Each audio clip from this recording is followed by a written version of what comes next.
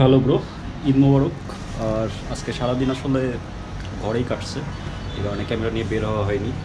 আর দেখে কতটুকু বোঝা যাচ্ছে জানি না, আসলে অবস্থা একটু খারাপ। গতকাল থেকে জ্বর আসছে, গতকাল সারাদিন অবস্থা খারাপ গেছে, আজকেও সারাদিন অবস্থা খারাপ গেছে। আজ ইচ্ছা ছিল যে একটা ব্লগ তৈরি করবো, বাট সেটা করা সম্ভব হয়নি কারণ ঘর থেকে বের হয়নি। তো ঠিক আছে, আজকে এই পর্যন্তই, দেখা হচ্ছে আগামীকাল মোটো ব্লগিং সেটা।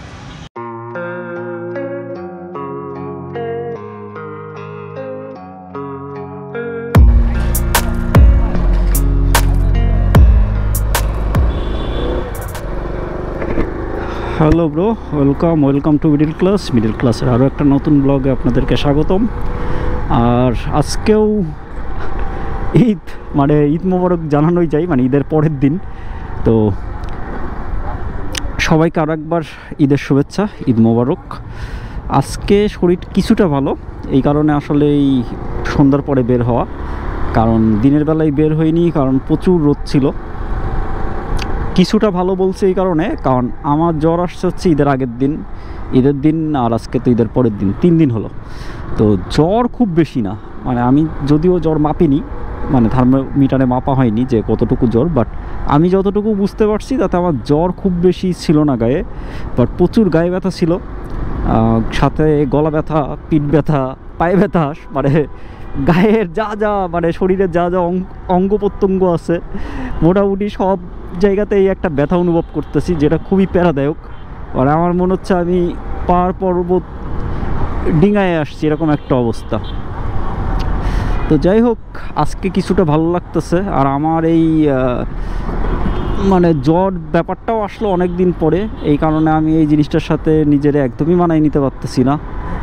আর আমার আশপাশে পরিচিত মানুষদের ভিতরে অনেকেরই একই অবস্থা দেখতে পাচ্ছি, তাদেরও জ্বর।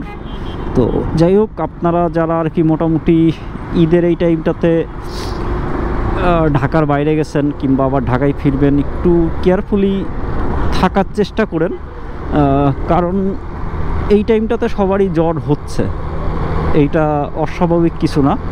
তবে যেইটা ভয়ের বিষয় সেটা হচ্ছে করোনার যেই প্রভাবটা, সেইটা আবার বাড়া শুরু করছে।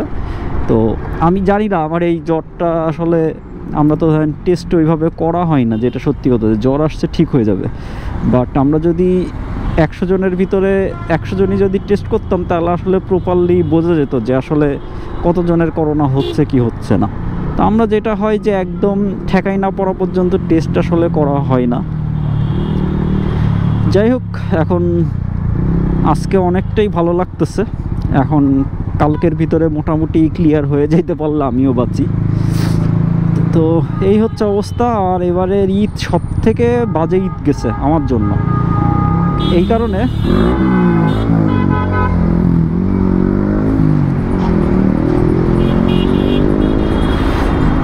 বাজে ঈদ এই কারণেই গেছে যে গতবার ঈদে, মানে গত বছরের কোরবানি ঈদে আমি ছিলাম রাঙামাটিতে। এই যে আমি আই বাটনের লিঙ্ক দিয়ে রাখছি, যারা ভিডিওটা এখনও দেখেন নাই দেখে নিতে পারেন, এই ট্রাভেল সিরিজটাও দেখে নিতে পারেন। যাই হোক, তো ওই সময় ছিলাম হচ্ছে রাঙামাটিতে। আর সেই হিসাবে দেখেন এই বছরটা এতটাই মানে বাজে গেছে যে আমি ঈদের দিন আমি আমার বাসার বাইরেই বেরোইনি, আর বাসার নিচে যে নামবো নিচেও নামি নাই।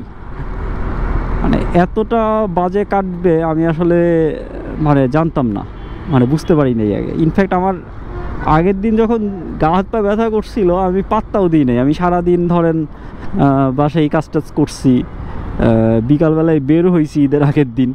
মেনলি ঈদের আগের দিন যখন আমি বিকালবেলায় বের হইলাম, তখনই ফাইনালি বের হওয়ার পরে বুঝতে পারছি যে আমার খবর আছে, রাতে হয়তো বা জ্বরটর আসবে ভালো লেভেলের, এবং তাই হইলো।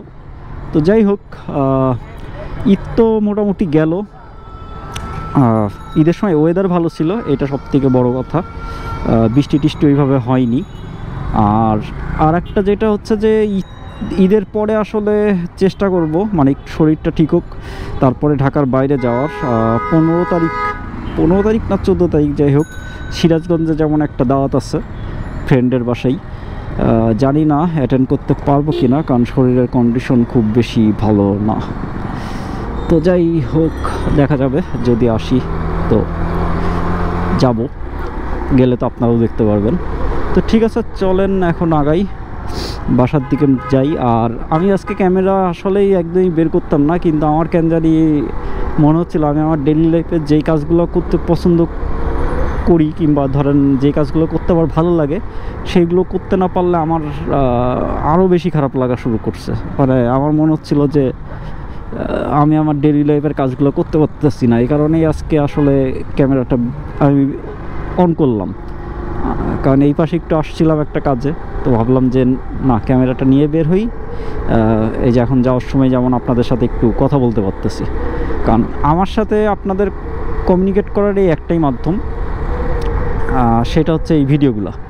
তো আমি আমার গল্পগুলো আপনাদের সাথে শেয়ার করি, এটাই আমার ভালো লাগে। যদিও সামনে রিজু ভাইয়ের বাসা, রিজু ভাইয়ের একটা রিং দিব কিনা, রিজু ভাই আর অপূর্বদা আসছিল বিকালবেলায়, বাট আমার বাসা থেকে বের হওয়ার পরে অপূর্বদার নাকি একটু জ্বর লাগতেছে। মানে যেটা হয় আর কি, মানে আমারে দেখতে আইছে দুজন মিলা, এখন শুনলাম যে অপূর্বদার আবার জ্বর লাগতেছে। তো যাই হোক, অপূর্বদারে আর তাইলে রিং না দিই, রিজু ভাইয়ের একটা রিং দিয়া দেখি যে রিজু ভাই কি বলে।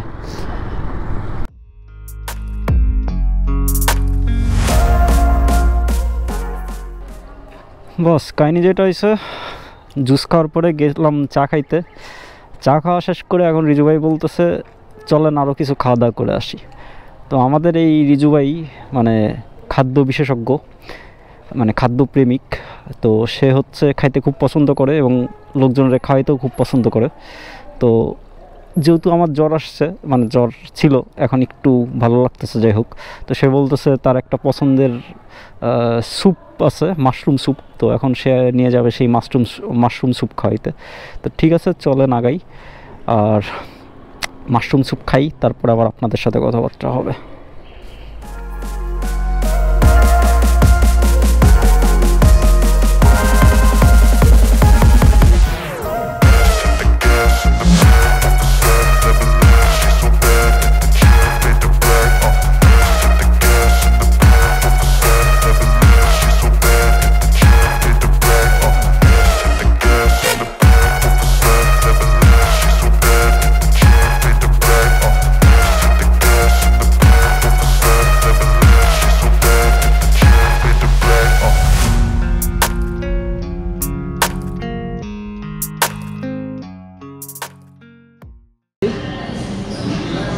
বলেন, আমার খাওয়ার প্রতি নজর দিয়ে নিন।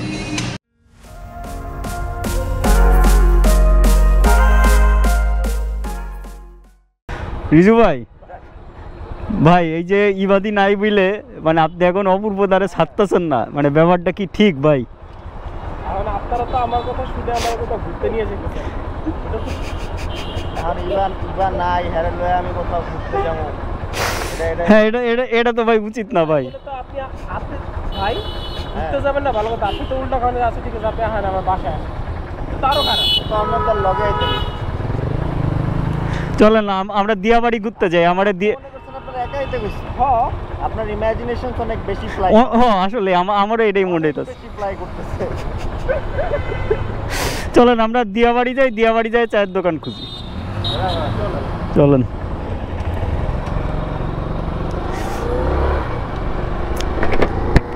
ওকে বস, তাহলে আজকের ভিডিও এখানেই শেষ করে দিচ্ছি। তো যাক, তাও ভালো, মানে ঈদের দিন তো আসলে ওই যে বললাম যে একদমই বেরি হওয়া হয়নি। আর শেষ সময় রিজু ভাই, অপূর্বদা ওরাও আসছে, ওদের সাথেও দেখা সাক্ষাৎ হয়ে গেল। আসলে উত্তরার বাইরে একদমই বেরোইতে পারিনি, কারণ ওই যে যেটা বললাম যে শরীরের কন্ডিশন খুবই বাজে ছিল।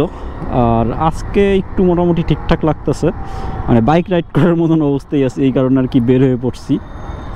এখন রাতে আবার জ্বর না আসলেই হয়েছে। তো ঠিক আছে, চলেন আগাই। আর আজকের ভিডিও এখানেই শেষ করে দিচ্ছি। সবাই ভালো মতন ছুটি কাটান, ঈদে আনন্দ ফুর্তি করেন, সাবধান মতো রাস্তায় চলাফেরা করেন। দেখা হবে রাস্তায় মিডল ক্লাসের সাথে নতুন কোনো ভিডিওতে, নতুন কোনো গল্প নিয়ে। তো সেই পর্যন্ত সবাই ভালো থাকেন, সুস্থ থাকেন, টেক কেয়ার।